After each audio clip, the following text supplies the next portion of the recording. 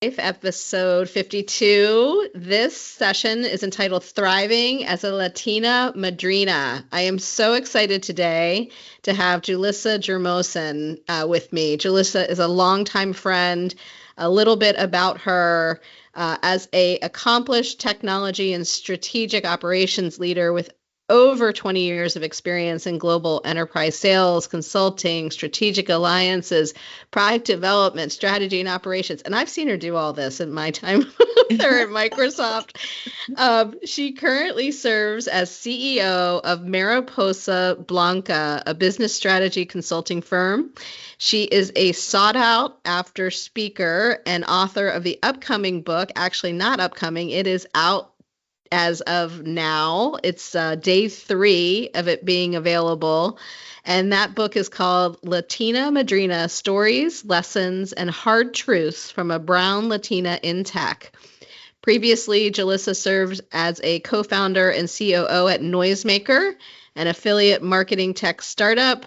Her multi-award winning career has been dedicated to accelerating growth and competitive advantage for Fortune 500 companies, including Microsoft, Salesforce, tech startups, and high growth companies. Welcome to the session, Julissa. Thank you so much. It's so good to be with you. Yeah. Christine, yes. It's a big week. It's a big week for you. Wow. It's a massive week. Yes. The book launched this past Sunday, September 15th, the start of Hispanic Heritage Month. And already it's honestly, it's unbelievable. Already it's hit #1 in new releases in business diversity and inclusion, and in #3 in bestsellers, like all-time bestseller for it's the fantastic. Same category. It's I'm thrilled for you, and I know you've been working on this. This isn't just like an overnight you launch a book. I mean, it's been years in the process. It's been a whole year of hard work because we started talking about this some time ago. So you've laid the groundwork, but tell us a little bit more about your story. Like, what propelled you to write the book? And in the title, you have hard truths. So we want to know, what were some of the hard truths that you share in this book? Yes. So first, I just want to share with your audience, Christine, that you were my very first mentor at Microsoft. You, as a leader, I just was like, I just want to learn from her. And I watched you, and so just really grateful. That was like such a long time ago. So really grateful. We won't say how many years, but yeah, that's the Wayback Machine. But I so appreciate that. I'm so glad that we stayed connected and that we're still in each other's lives. It's so sweet. Me too. So so thank you for just that time, and just for your friendship and advocacy and allyship over many years. So thank you for that. This book, there was a couple of years ago, it was actually May of 2022. I was just, thinking and reflecting on my life. And actually, it was around the time that you announced, your 25-year in your career. And I thought, oh, let me count back. How long have I been in tech? And I realized, that number is coming up as well. But in May of 2022, things were going just really well in life, just was really having a great time in my career, loved my team, loved what I was doing. Family was happy and healthy. Things were just going so well. And I just had this thought, like, I want to take this higher. Like, things are good. Mm-hmm. I don't want to coast, right? Like, what else do I want to do in my life, right? What else do I want to achieve and accomplish? And so I went on this kind of like journey and quest, the rest of that year, like, let's just take it higher. And so all the things that I wanted to do, including some professional and others not, ultimately were happening. They just, everything I said, I want this to happen, it just was happening. I wanted to go on a mission trip with my church. I've always wanted to do that and serve in that way. I was able to go to Croatia for 3 weeks and serve Ukraine refugees there and do a technology class there. I wanted to speak, we, with our roles, with our jobs, we speak on a large scale. I wanted to take that higher. And I did a TEDx. I wanted to, I saw all the things that I wanted to, kind of like what you have on the back burner because you're just driving your career forward so much. I wanted to make those things happen. And so it really came from a sense of gratitude and from a sense of knowing and understanding that there's so few Latina leaders in tech and in corporate overall. The numbers are really astonishing. 1% of Latinas are in the C-suite compared to over 70% of men and almost 40 and a little over 30% of women overall. 1% in the C-suite and only 2% in leadership roles, so director roles and above, senior manager, director, VP roles and above. Which is part of the problem, right? I mean, if there's no feeding ground for CEOs, there you go, right? There you go. And so I just thought there's not enough stories. We're not talking enough, and there's so few leaders really there's so few stories that we have. I really took it as my responsibility to share just my experiences. It's things that I've gone through, lessons that I've learned, stories that may help others coming up. And I just thought, let me share some of the hard truths too, because when I thought about the title, and there was another working title that I had originally, in the Latin culture, a madrina is a godmother, and they are a madrina and a padrino, a godfather, are appointed by your parents, right? And so these are people that are trusted to help guide you in life, your, spiritual journey, your, another set of guides in addition to your parents. And so I thought, a madrina nurtures you, guides you, but also shares the hard truth that maybe your parents may or may not tell you, right? And so for me, many times in my career, I thought, gosh, while I had, you as a mentor and other mentors and sponsors, and that is so critically important, I always wanted someone that looked like me, who had similar experiences than me, and navigate this world that we call, tech, corporate, right? The structure, I never had that. And so I thought I would love to be that for others and just share some of the things that I've learned so that others don't feel, one, as alone as I did sometimes. Sometimes I just felt really alone. And then two, surprised when hard things come and when challenges come, and then give them tools to overcome some of these hard things. I love this. I love, first, I mean, your journey started with gratitude, led you to service, and service in a big way, not only doing the mission trip, which is important, but now on this bigger scale, I mean, you could help generations of women coming up. You mentioned hard truths. So give me an example of what a hard truth is.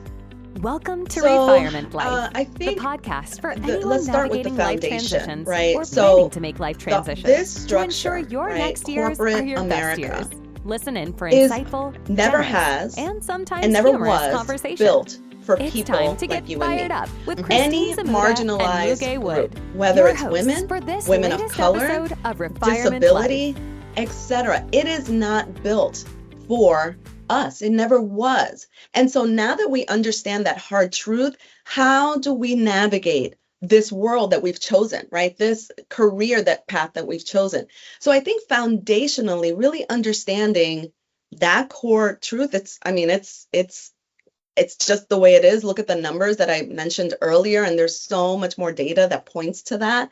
So how can we navigate and win? Navigate and get the things that we want for our careers and for our lives. So I think that's a hard truth. Another hard truth that's the reality is, when I've shown up at work, I don't think of myself as, I'm a woman in the workplace, or I am, a Latina, or my skin is, café con leche. It's, I'm mixed race. I'm thinking about the job that I want to do.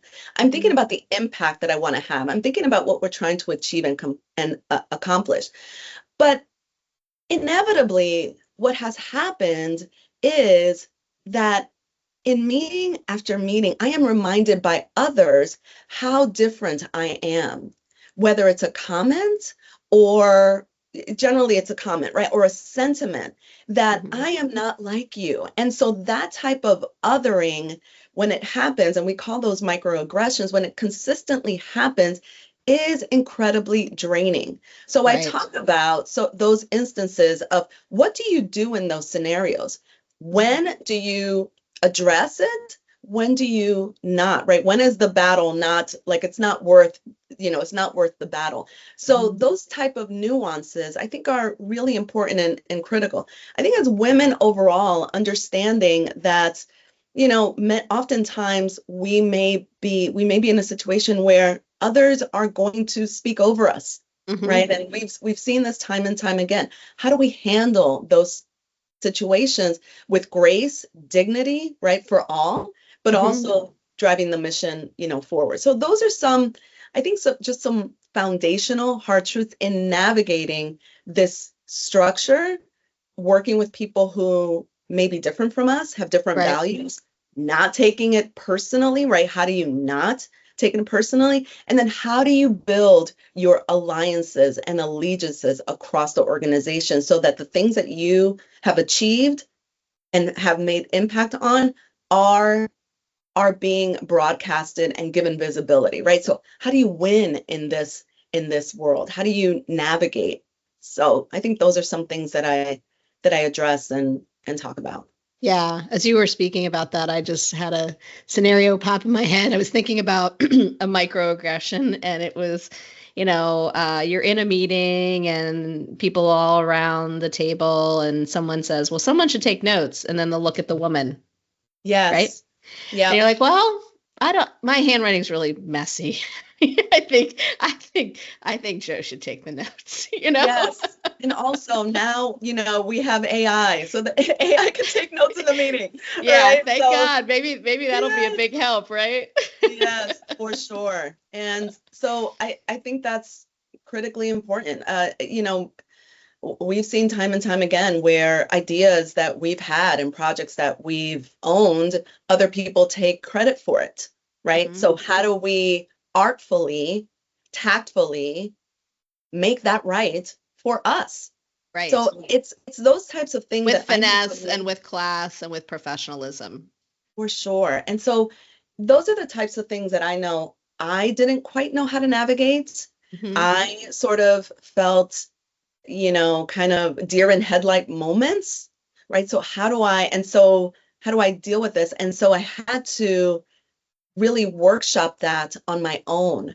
I think we've got enough tools and resources and knowledge now that the next generation does not have to deal with that on their own, right? So those are the kind of things that I think are the day-to-day, right? The day-to-day hard things that I want to just help others with.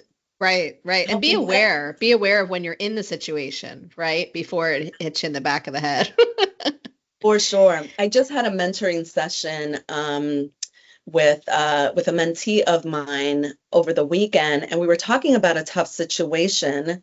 And she's a senior leader in the organization, and there were people in the meeting that are coming at her, and I was like, yeah, that's gonna happen. And so she handled it beautifully. So impressed with how she handled it.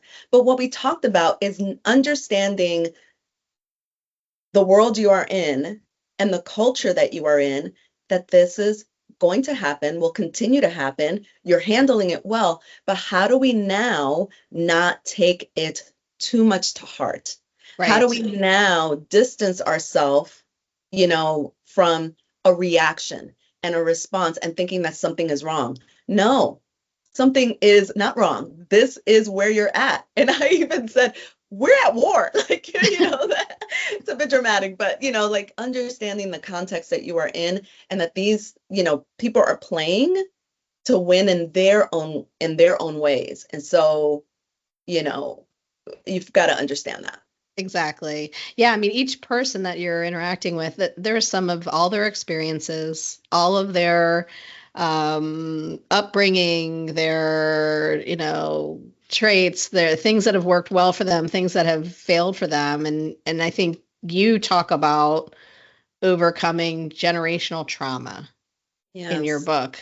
So talk a little bit more about that. Like, what does that mean? How does that show up in the work, the work environment? What does that look like for our listeners?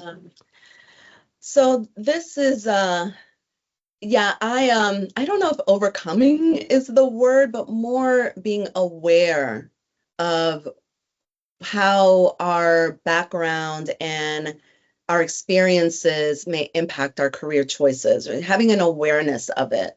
So for me, if you've, growing up in a Latin American, household, very traditional, household, there were, there were a lot of lessons that are very valuable, right? Mm-hmm. So family, food, togetherness, respect for your elders, so many things that are beautiful and valuable, but other things that don't help us when we are thinking about growing in our careers. Things like, keep your head down, work hard, and be humble. Other people will notice your accomplishments. So that does not necessarily help us, right? And so when you've been ingrained with that, because it's worked for, previous generations, we've got to sort of undo that kind of messaging. And what I talk about is we now get to decide. We get to decide what we keep, what's valuable, and what we let go of. There are other, messaging around value as a woman, right? The value comes from, keeping a home, marriage, children. That is not the story for all of us, for many of us. Right. And so, or it's just part of the story. Or it's part of the story, but the value, right? The value is there as a woman. And so I think it's important that we make a shift and make decisions about what we want to keep and what we want to let go of. And then we get to redefine. We define for ourselves, what does a successful Latina look like for our own context? I talked to, as I was writing my book, I spoke with a lot of, people that I've mentored, just to get a sense, like, what's going on in your world? Like, I asked them questions about, their hopes and dreams and desires, and many want a thriving career. Many want families.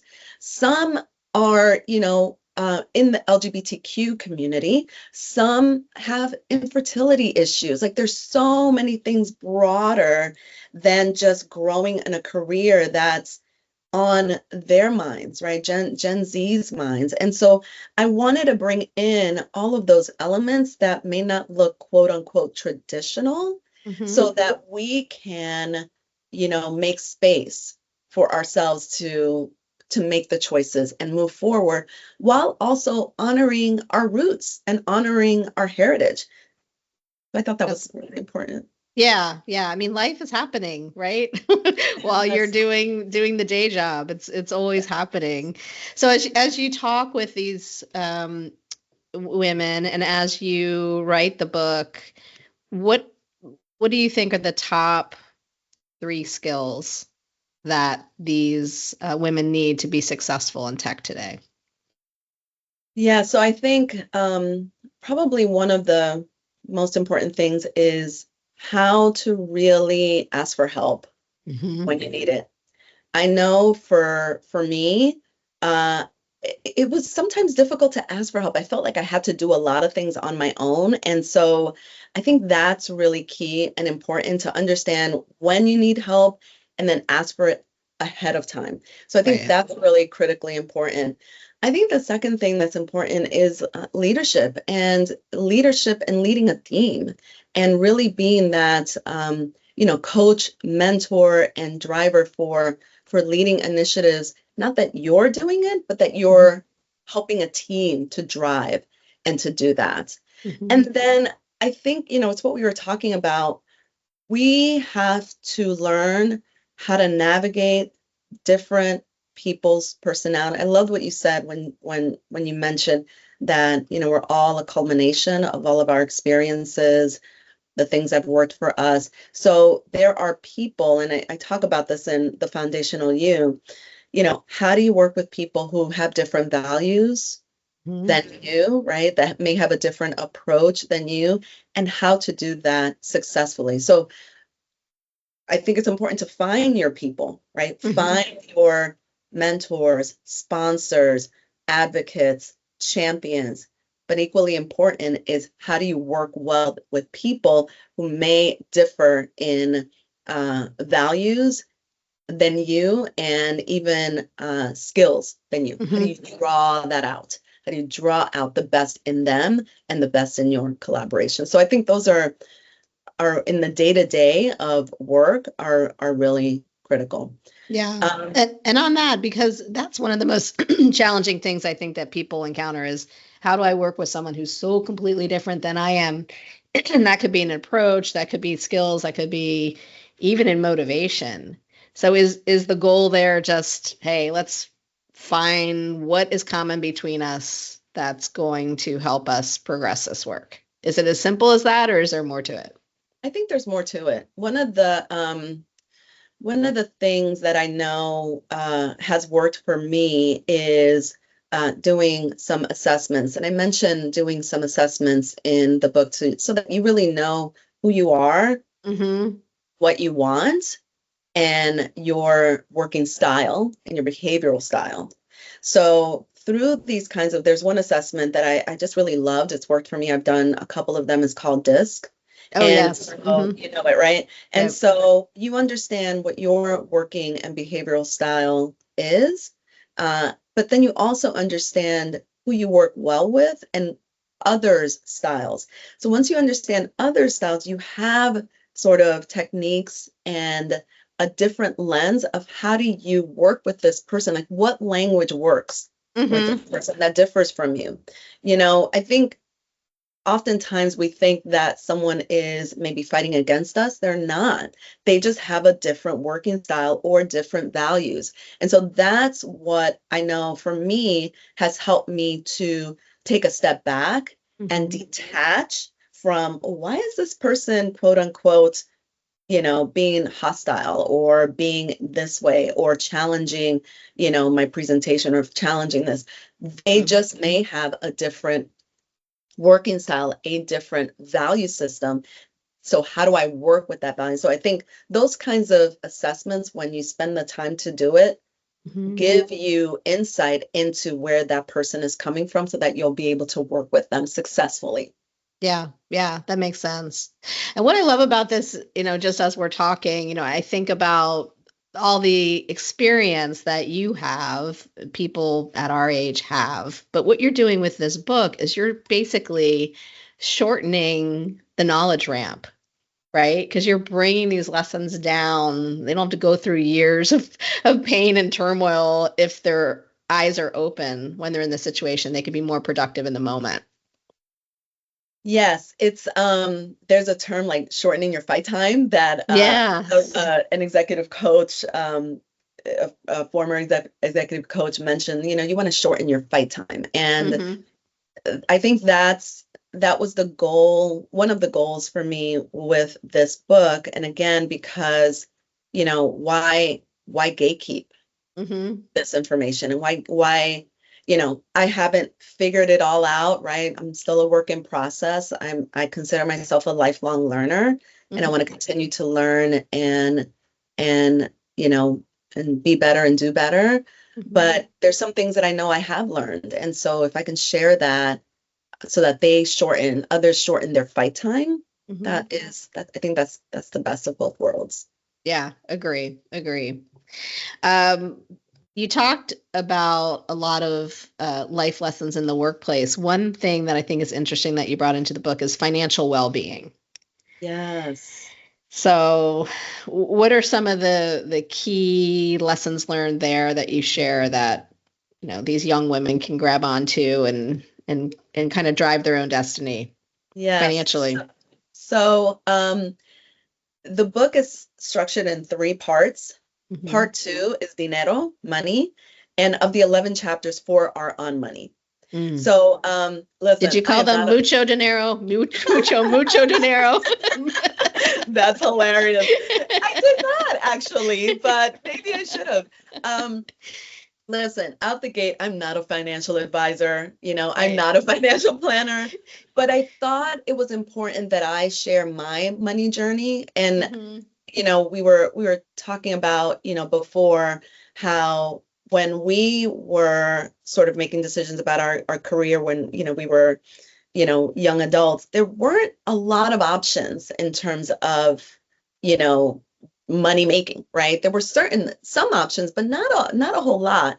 And so I thought it was important, number one, to share my money journey, because I just think we don't talk enough about money in our culture, in the Latin culture, but I think broadly in just as a people. And so I wanted to share how I think about money, how I think about negotiating, right? Whether it's negotiating package, because I get into that, how I think about leadership and leadership as a money-making driver and tool, because the higher you go, the more theoretically, depending on the company, the job, the role, et cetera, the more you make. And then, so making decisions about that. I talk about real estate. And so how I got into real estate. I have a whole chapter about a friend, actually a friend from Microsoft, how her grandfather built generational wealth. I call him the Jefe, the boss of generational wealth, because he, came from very humble, beginnings, and built a legacy to help provide for 3 generations, like every member of his family.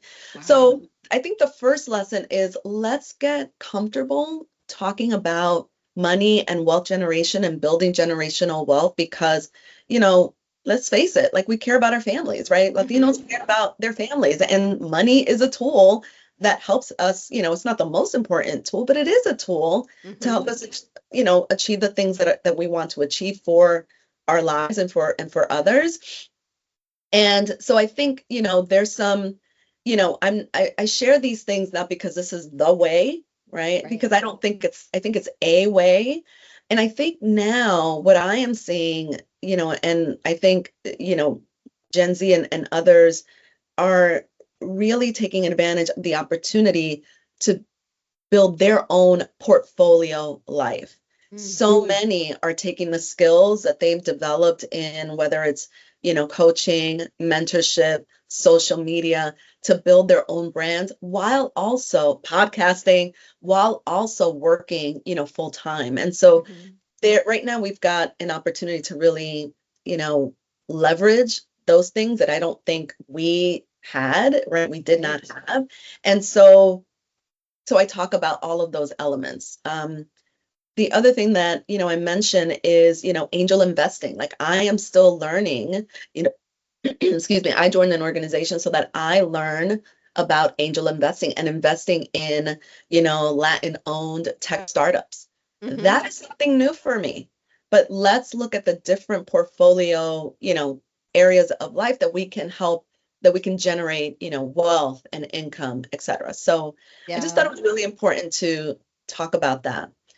One of the areas too, my mom, I think was brilliant, with money. My mom, when my parents emigrated to the US, she worked as a seamstress, and my dad worked, he had different grocery stores in New York, and bodegas, and so they were able to, they were hard workers, but they were also super savers. And so I learned that, and I think my siblings also learned that as an example. So I give a lot of credit to my mom for really kind of like saying, I want to own a home here. I want to own, cars here. And she was really the visionary and the driving force. I always say, like, my mom turned, pennies into dollars, right? And she, it's not like she had a financial advisor. So I give a lot of credit to the learnings that I got from her and from others, my grandparents who had, businesses and really left a legacy in the Dominican Republic. So I think those kinds of things, let's just talk about it. Oh, totally. And do you think, so you mentioned the Gen Z group having the opportunity to participate in this digital economy, which is much different. I mean, think about how long it probably took to have your dad get his first store and the physicality of, rent and all of that goes with a brick and mortar establishment. In your experience with Gen Z, they're taking advantage of the business and the flexibility of working on the internet? Are you seeing evidence that they're smart about the saving part of the financial, like the monetizing of it, the saving for the future, or are they living in the now? What's your experience from talking with some of these folks? Yeah, it's interesting. We didn't really get into their sort of, money journey. So I don't know how much of a savers, they are as a group. What I do know is that many, many, many are concerned with student loan debt. So that is a real concern, for them. And interestingly enough, I talk about this in the TEDx that I did. Latinos borrow more than any other ethnic group for college. Yes. And so while the numbers are really high, I mean, the numbers for Latinos attending higher education and also graduate level programs, it outpaces other ethnic groups by exponentially. However, they are also taking on so much debt in order to get there. So I think anecdotally, we've got some issues there in this country to make higher education really affordable, right? For this and so many other populations, for sure. Yeah, that's interesting fact. And it's interesting that there's so much priority on education too. I mean, if you're going to saddle yourself with that much debt that you're like, this is my way, I'll get smarter and get all the credentials and have a better life for myself and my family. But yeah, I agree. I mean, education's so crazy expensive. It's ridiculous. It's really ridiculous. Yes. The other thing too, that I am really seeing, and I just love it. I love this generation on my terms, you know what I mean? And there's so many that are creating startups themselves. There's a digital economy, but they're also like, I'm doing my own thing. I am creating a beauty line. I am creating, an event planning, business. I am, doing this, whatever they love, whatever that thing that they love to do, they're making it happen. And they're using, social media to help drive their business forward. And so I just love the audacity of them, like the fearlessness. It's just so fun to watch. I'm like, this is great. And also they're doing this and they also, have as a side hustle while they're having their full-time job, maybe in tech or in business. And then that side hustle becomes the main hustle. So that's right. That's so wild. Yeah. We should all be a little bit more audacious in our lives, right? Yes, absolutely. We can learn. We're still learners. Yeah. Well, winding down. So for those who have their own story to tell, I'd love to just learn a little bit more from you and your most recent experience here and now of writing a book. Like, what things did you learn? What things surprised you? If others have a story to tell, what advice would you give them? So I believe we all have a story to tell. Everyone, right? We all do. I just think we all all of us, and it doesn't have to be a book. It could be like what you're doing, podcasts and just sharing, with the world, or, a YouTube channel or whatever, right? It doesn't necessarily have to be a book, but I do think we all have a story to tell. We can all learn from each other.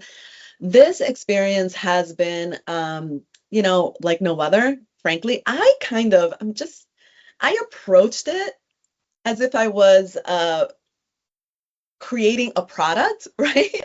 And bringing it to market. That was not, it's not the same thing, because I'm very self-motivated, and I gave myself a really strict self-imposed deadline. I mean, I wanted to write this book in less than a year. I had no idea what I was getting myself into, because writing takes a long time. It just does. And it's a time-consuming endeavor, and it requires a lot of time, a lot of perseverance. And, I really thought this was something I'm writing, and I underestimated the process because I didn't know. Right now I know I've got one book under, so now I've learned a lot, but I underestimated what was required. So for example, editing took a long time. I did the first round of edits. That was over 6 months process. So you have the writing, the editing, and then bringing a book to market. There's so many people who are touching it, the publisher, the formatter, the editor. It goes through several rounds of edits. Like, you're touching it. There's so much, within the process that I've learned, and that I realized too, while it requires discipline, obviously, right, in a writing schedule and all that, it sounds really sort of glamorous, but it's really just you and your computer, the screen, and that is it. There's not, and your mind. Like, there's really nothing very, glamorous about becoming a writer and writing a book. It just takes doing it, every single day. But the other thing too is, I just lost my train of thought. We'll come back to it if I remember. But yeah, I think for me, I approached it like I was bringing a product to market. This is it. While it's also a creative endeavor, right? And many times you can't rush the creative process. Sometimes you need time. That's right. Well, I also believe that this is, and because you're an artist, right? I do believe in a writing schedule and discipline, and that has to happen, right? Don't wait for inspiration. And it's also a creative process and journey. So now that I know all those things and more, I will never put myself on such a ridiculous self-imposed deadline, because I was like, okay, we just got to get this thing done and to market. Like, no, that was, so I've learned a lot in this process, and it's been a lot of fun too. That's awesome. That's awesome. And I think that's like a real, obviously authentic recap. It is you and a computer. It is you doing the work. There will be things that you can't plan for because you're just going through it. And I'm guessing that as you put this thought and theme and, content together, you probably were inspired by other things that you saw. Yes. That you started to bring in, and, then that kind of, shape shifts the book a little bit as you're building it. Yes. When I first announced that I'm writing this book, or that I've been writing, and, but announced it on October 5th last year on Latina Equal Pay Day, I had chapters that I thought I would be writing. And so those chapters, changed, evolved. Some, decided, no, that doesn't belong in this sort of, in this book. And then others where I've written full chapters, I'm like, no, we're just going to keep this aside. It doesn't quite fit. And then, I mentioned the story about, Paulo Jardino, the jefe of Generational Wealth. That came about because, a friend from Microsoft, we had lunch, and I'm talking about this book, and I'm talking about the chapter about money, and she shares her story about her grandfather. And I'm like, well, this book just got longer because we've got a full chapter dedicated to this story because it was just so exceptional. It had to be included. So I love memorializing my friend's grandfather who I actually have met. Oh, that's really fantastic. Yeah. Oh, that's great. I love when things like that happen. All right. So for our listeners, I mean, I'm so uplifted by the conversation. I've had the opportunity to read the book. I encourage others to do it. And there's so much wisdom in it. So for our listeners, we're going to put a link to the Amazon link to purchase. And I strongly encourage you to visit Julissa's site at latinamadrina.com, LatinaMadrina.com. And there you can engage on so many different opportunities. You could subscribe to her newsletter. Julissa also does speaking engagements, coaching, and is an ace at business strategy. So thank you so much. I just wish we could spend all day together. Yes, thank you so much for this time together. So great to see you and be with you. And good stuff. Good stuff. We'll be watching you on the top of the charts and look forward to seeing your continued success. And with that, for our listeners, until next time. Thank you for listening. Our hope is to spark a little joy, inspire, and educate our listeners in ways to live an even more meaningful life. If you have reactions to share from what you've heard, please visit our website, refirement.life, to leave a voice message. You may even be featured in a future episode. To keep in touch, subscribe to our podcast, Refirement Life, using the podcast player of your choice. Always remember, you are never too old to set a new goal or to dream a new dream. Thanks again for joining us on this episode. Until next time.